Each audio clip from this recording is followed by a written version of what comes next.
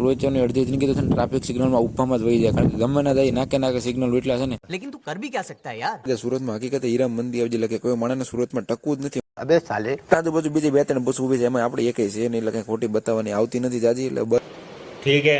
और अभी तो रुको.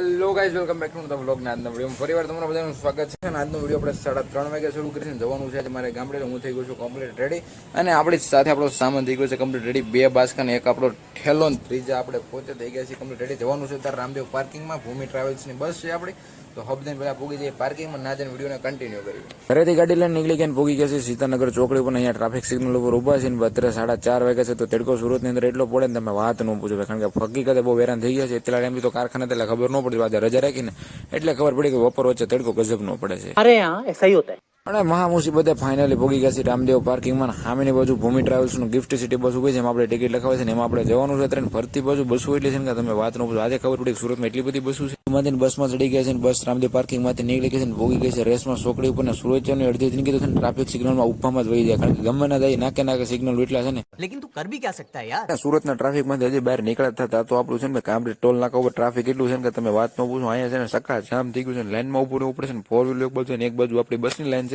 ટોલ નાકું જેવું ક્રોસ કરે પછી રસ્તામાં જાય ગળાવે ને બતાવો. ટ્રાફિકમાં કઈ બીજું બતાવવા જેવું છે નહીં. A few moments later.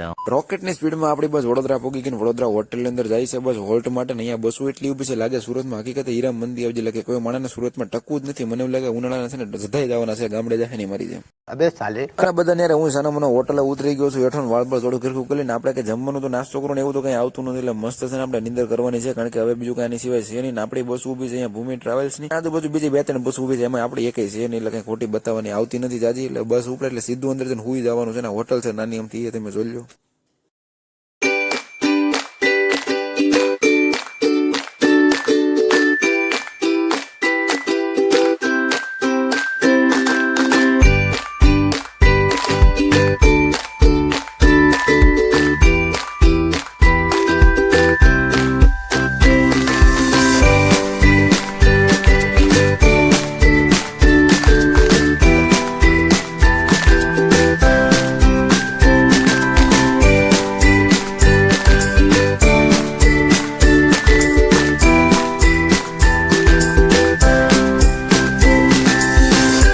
પાછા બધાને બસમાં ચડી ગયા, ડ્રાઈવર ભાઈ માવો ખાવાનું શરૂ કરી દીધું છે. બસ આપણે અત્યારે 180 ની સ્પીડમાં જાય એવું મને લાગે છે. આ બસ થાય છે ને હવે છે ને સીધા અંદર જઈને હુઈ જવાનું છે. બીજું કઈ આપણે બતાવવાનું આવતું નથી ને. સવારે ઉભા થવું નાથી વિડીયો શરૂ કરશું પાછા.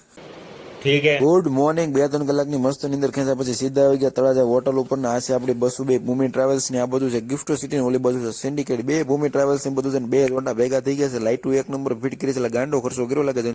और अभी तो रुको. બોરિયા બિસ્તરાની બસમાં બેઠા ઉતરી ગયા છે ને બસ થઈ ગઈ છે રવાના. આ છે આપણા ગામનું પાદર, જેમ કે હિવાડો કહી શકો તમે આપણી ભાષામાં. આ છે આપણે પોતે. આજના વિડીયો માટે એટલું જ. મળી બીજા વિડીયોમાં. ત્યાં સુધી બધાને ગુડ બાય. अब तुम लोग गलती से अगर नए हो तो सब्सक्राइब करो. वो जो लाल वाला बटन है उस पे अपने जीजा जी फेंक के मारो या फूफा जी, मुझे नहीं पता, बस क्लिक हो जाना चाहिए. अब मैं भी जा रहा हूँ, मुझे